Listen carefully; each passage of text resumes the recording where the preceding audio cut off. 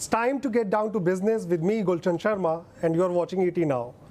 Today I have with me John Bolton, the former National Security Advisor of the United States. Mr. Bolton, welcome to the show. Is Donald Trump still India's friend, as many believe him to be? Or is MAGA now becoming an impediment in India-US friendship, whether it is about student visas, manufacturing, or even the trade deal? Well, I think since Donald Trump has no philosophy, the answer to your question is what he thinks about any given subject on any given day. He sees international relations through the prism of personal relations. So, for example, he and Prime Minister Modi have had over the years a very good personal relation, which Trump thinks therefore means the U.S. and India have good relations. But I don't think he sees the connection, at least not yet, between the student visa issue and a number of other things. His taking credit for the ceasefire between India and Pakistan after the recent terrorist attack in Kashmir, for example, because what he centers on is himself. And so this is what drives the things that he says and the things that he does. It's not a grand strategy because he doesn't do that. It's all about him and his personal relationships. The president has been making a lot of noise about Indian tariffs, sometimes even claiming that certain decisions have been taken by India. Should this be dismissed as bombastic rhetoric, or is it just his way of deal-making and putting out his wish list?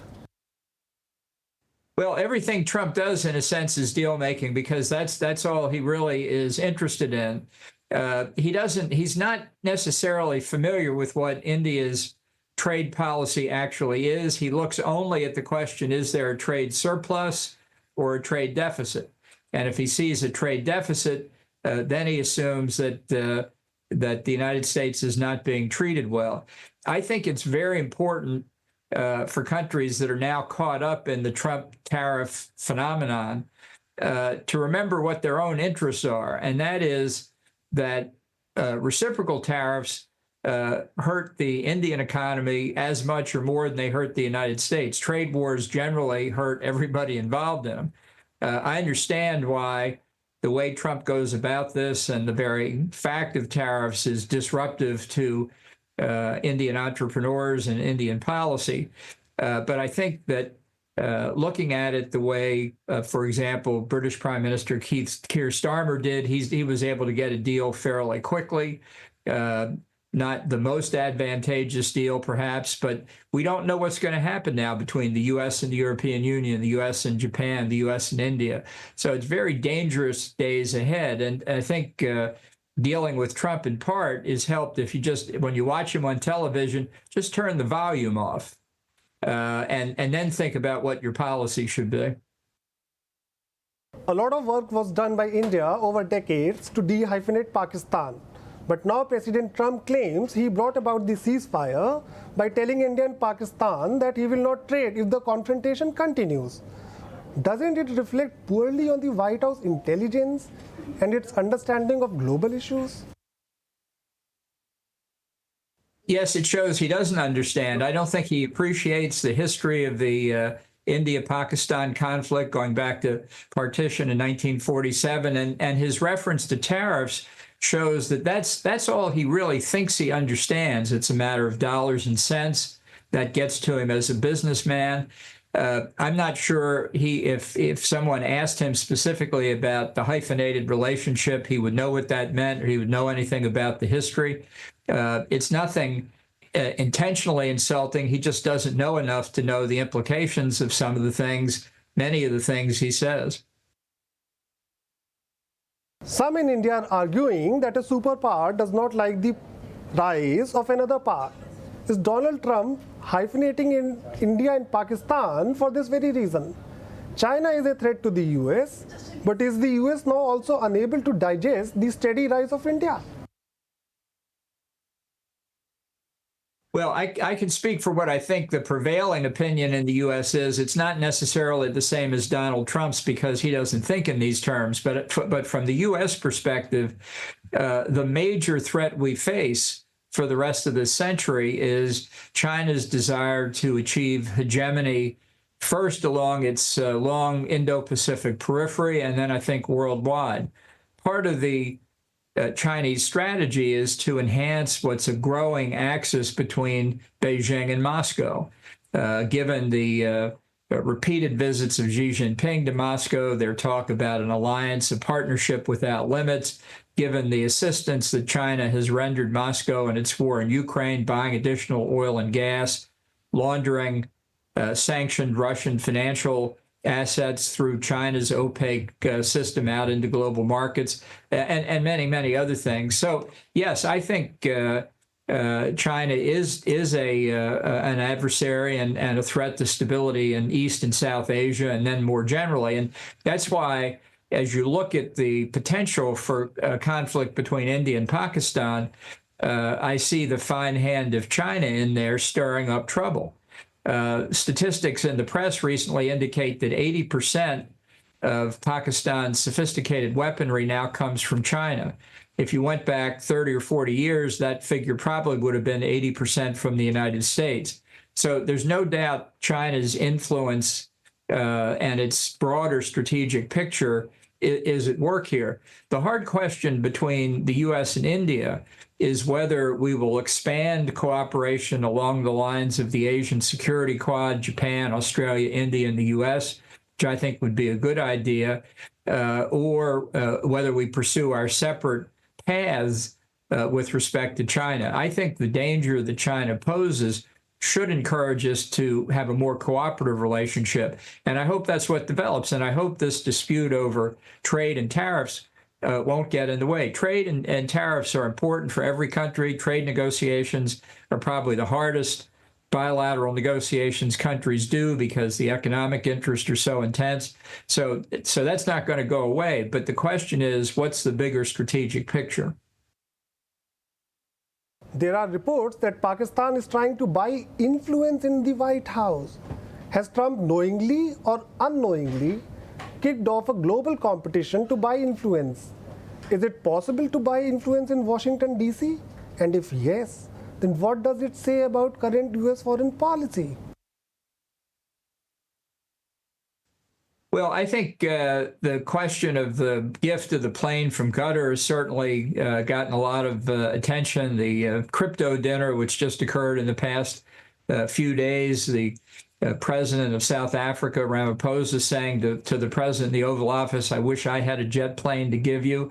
This is behavior far removed from any prior president, as far as I know, and I think it's very dangerous for the United States, and it's dangerous for our friends in particular, because it would be a mistake to play into Trump's the game that Trump is playing here. It may make it more difficult in the short term to get his attention. But remember, in the long term, Trump will be gone in 44 months, one way or the other. And there'll be a different president. I predict we'll see a snapback to what American presidents used to act and behave like, whether Trump's successor is a Republican or a Democrat. Mr. Bolton, if only trade could be used as a means to stop war, why is Trump now calling the Russian president crazy? Are his deal-making skills failing when it comes to Moscow? Well, as you know, Trump said through the 2024 campaign he could solve the Russia-Ukraine war in 24 hours. He'd get Putin and Zelensky into a room and it would be over with. Well, that obviously hasn't happened. Despite repeated conversations with Putin, the two sides are no closer to a ceasefire than they were when Trump took office. So whose fault is that? That's the basic question. Who gets the blame for this? Well, we know it's not Donald Trump because he's never to blame. So what's the problem? He believed he and Putin were good friends. He said it repeatedly.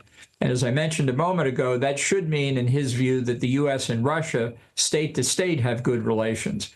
But it wasn't enough to produce a ceasefire. So what is the problem? Putin has changed. That must be it. Trump said over the weekend He's not like when I first met him. I don't know what's happened to him. He must be crazy. So if the old Putin were still there, Trump could have gotten his ceasefire, but he has not failed to do that. Putin has just gone off in a different direction. That's Trump's explanation. That's his defense for why he wasn't able to get a ceasefire. It's Putin's fault. The South African president quipped in the Oval Office. He wished he had a plane to give to President Trump. Did you ever imagine something like this could also happen? Do you believe President Trump is being studied worldwide and countries are beginning to understand his ways of doing business?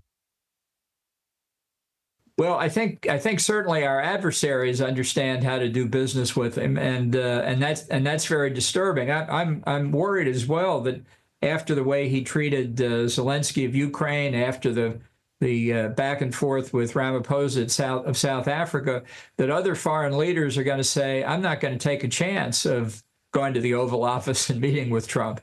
I'll meet him at a G20, or I'll meet him if he comes to my country, but I'm not going to go to the Oval Office not knowing what's going to happen, not knowing whether I'm going to be put on trial. I think it's a setback for American foreign relations. It's not the way you treat your guest. If you have hard issues to talk about, serious disagreements that need to be resolved, fine, do it behind closed doors. And then the two leaders can come out afterward, as they used to do all the time, have a joint press conference and announce to the world what they've agreed upon. That's the right way to do it. You have the press conference after the meeting. You don't have the press conference and then the meeting, which is the way Trump does it. Mr. Bolton, is Donald Trump a better businessman or a better president?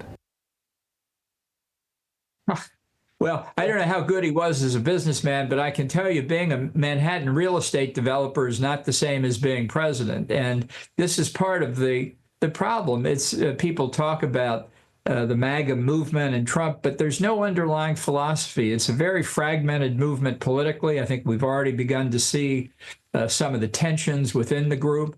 To be an effective leader, particularly in difficult times internationally, a president really has to have a vision of what he thinks America's role in the world is and how you deal with friends and foes alike.